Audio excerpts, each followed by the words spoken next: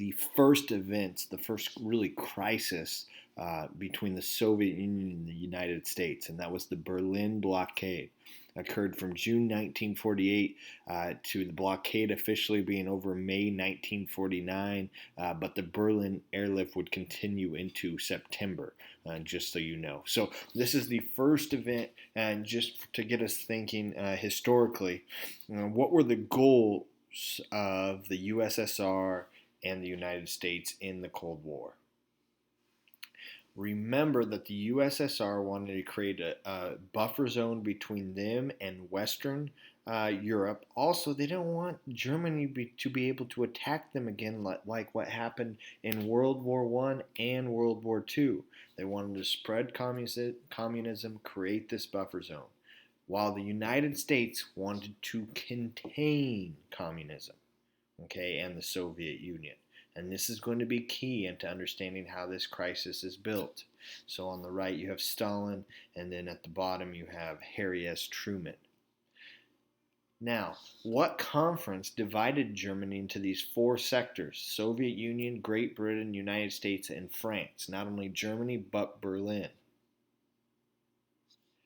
It will be the Yalta Conference, okay, happening before World War II is over. This is confirmed in the Potsdam Conference, but this is what will occur. And so we'll get our four sections. You can see the Soviet Union section, Berlin here. You get France, United States, Great Britain. Also, Berlin is split very similar to this. The biggest thing about this is that the USSR will create a communist government in their sector, while the United States understands that they can't create a neutral country. A neutral country and then a national election might end up with the spread of communism throughout all of Germany, which would go totally against this idea of containment. So they want a hands off. They want to unite the Great Britain, United States, and French sectors, but yet at the same time, it be pro-Western democracies, pro-U.S. Okay, and this is key. We're not going to give ground. However, we want a strong Germany, at least a West Germany. So, long-term goals. Soviet Union wanted a weak and divided Germany. They didn't want them to be strong ever again. They wanted them to pay for reparations. They actually wanted all four sectors to pay reparations. However, the only sector that will have to pay is East Germany, which they are in. The United States wants a unified democratic and capitalist society, at least in their three sectors. And so with this, Great Britain, France, and the United States will pull their troops out of Berlin. This opens up the ability for Stalin to close down all routes into Western Berlin by canal, by railroad, and by highway. And so if you go back, they had limited it to basically three routes already, and so they're going to take all those away. Stalin is gambling that the West will give in. They'll cave, they'll give them Berlin. Now, this is important to understand, being the first confrontation. Okay, our policy, the United States policy, is containment. So we can't give into this. It's from a U.S. military governor. When the order of the Soviet military administration to close all rail traffic from the western zones went into effect, the three western sectors of Berlin, with a civilian population of 2.5 million people, became dependent on reserve stocks and airlift replacements. It was one of the most ruthless efforts in modern times to use mass starvation for political coercion. Okay, and so we get this. The whole point, Stalin wants us out of Berlin. He wants to big arm us. This is the first move on this chessboard of the Cold War. Now, what can President Truman do to react to this? He's got a couple things, right? They can go to war. They have the atomic bomb. They know the Soviet Union's working on it. They don't know if they have it done. Okay, but we could go to a traditional war with them.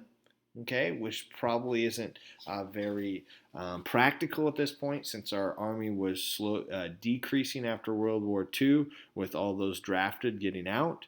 We could just give up Berlin, which gives our policy of containment zero credibility, and so we almost lose automatically, or we come up with this idea, the Berlin airlift. Okay, a plane is going to take off every 30 seconds. There's going to be about 280,000 flights.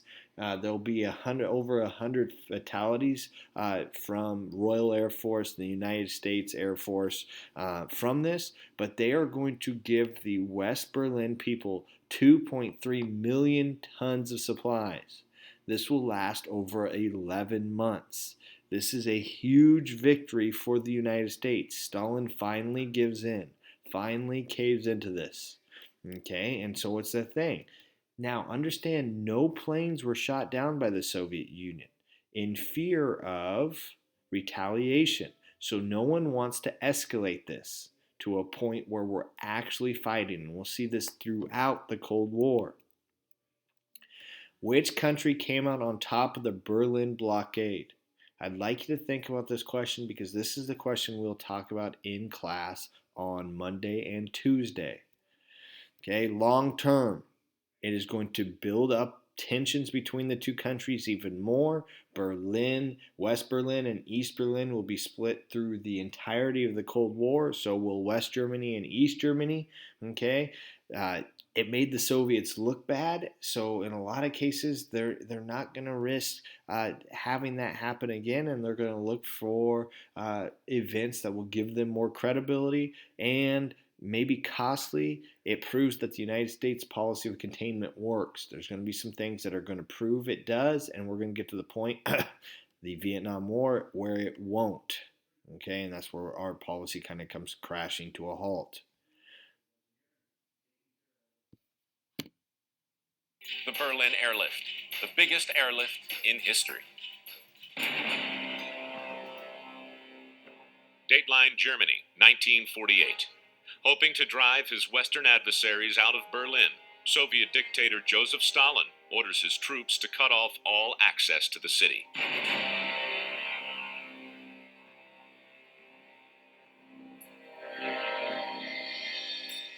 Blocked by land and sea, the Allies respond from the sky with the most massive airlift in history. On June 26, 1948, a fleet of U.S. Air Force C-47s carries 80 tons of food into Berlin. This landmark airlift is but the first of what will become a mammoth mission of mercy.